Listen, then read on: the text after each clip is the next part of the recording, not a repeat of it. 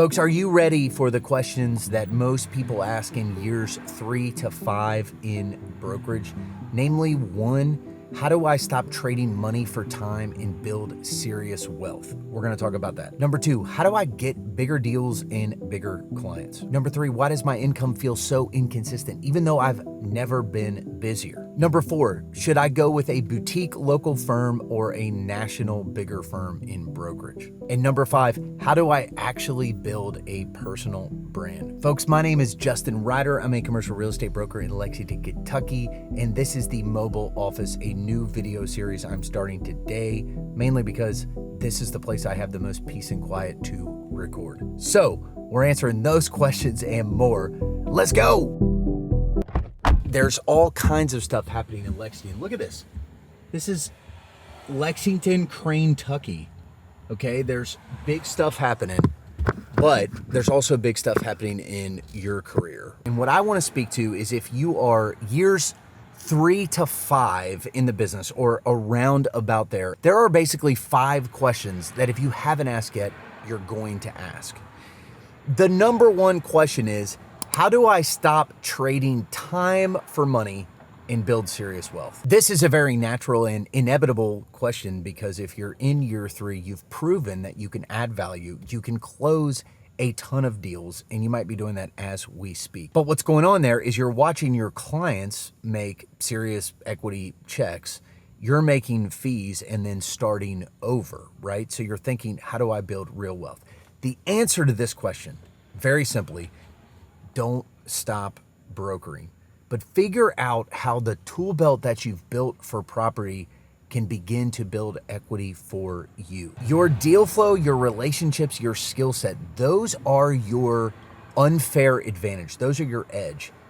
And it's appropriate in year 3 to 5 to begin to ask, where can you apply those for yourself? Next question, you might be thinking to yourself, if you're in year 3 to 5, how do I continually get bigger clients and bigger deals, right? I want to go bigger. I want to do maybe less deals that are a little bit bigger. Well, certainly you can spend your time seeking out bigger clients, and that should be on your call list or prospect list.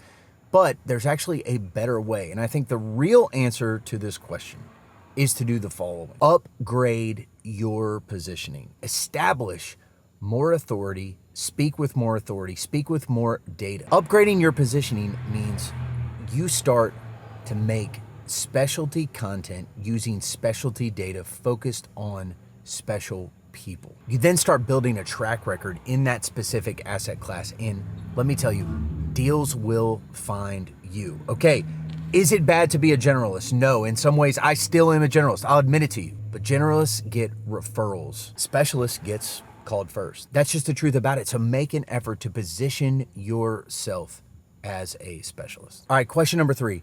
Why does my income feel so inconsistent, even though I'm super, super busy? Look, it's taken me a long time to learn this, but activity and pipeline are not the same thing.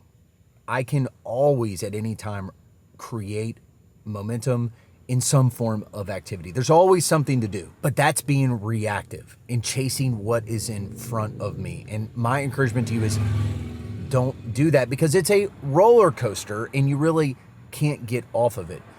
Being reactive is very different than the true answer to this question, which I believe is to build a robust system for prospecting with actual goals. The successful people in this business build a prospecting pipeline that they run every single week, regardless of what they're doing and regardless of how they feel. As soon, as early as you can be consistent in your career, the sooner you stop being reactive and start being proactive with a pipeline. All right, I have been DM'd this question a lot actually, and brokers do ask me from time to time, should I go with an indie boutique brokerage or a national firm, right? Year 3 to 5, if you're producing, you may get asked to move jobs, or you may have an opportunity to take a position with another company. So this is the wrong question completely. The right question that you should be asking is, what is my ideal life? What is my family? What do the specific members of my family need? What time does that give me based on the expectations of the brokerage? And can my life fit to one of these more or the other? A lot of that involves location. Where do you want to live? Ask yourself, what situation is conducive to what your family needs and where geographically you want to live? Ultimately speaking, and I really believe this, your main clients don't care about the flag that you fly. Is that true in every case? No. They may care about the data or the access or the track record, right? So I'm not trying to speak in absolutes. But for the most part, your clients are going to follow you no matter what flag you fly because they care about the relationship and the results that you produce for them. All right, number 5, how do I actually build a personal brand online without it feeling cringe or fake? Because it often can, right? Especially in the age of AI where there's a lot of AI-driven content. Here's what I'm going to say right now. This is my current view on this. Stop trying to build a brand and be useful in public. You gotta be useful or you gotta be entertaining. Otherwise, your content is not going to get any traction. But if you're looking to start now, just build in public. Your authentic drive, what you're doing, share that. The moves you're making, share those, and the progress that you're able to take, the market share you're able to take, share it. Build in public. If you are actually trying to build a personal brand and you're feeling fake, you're likely performing. I mean, I'm literally sitting in my car right now on University of Kentucky's campus, just authentically sharing into a camera.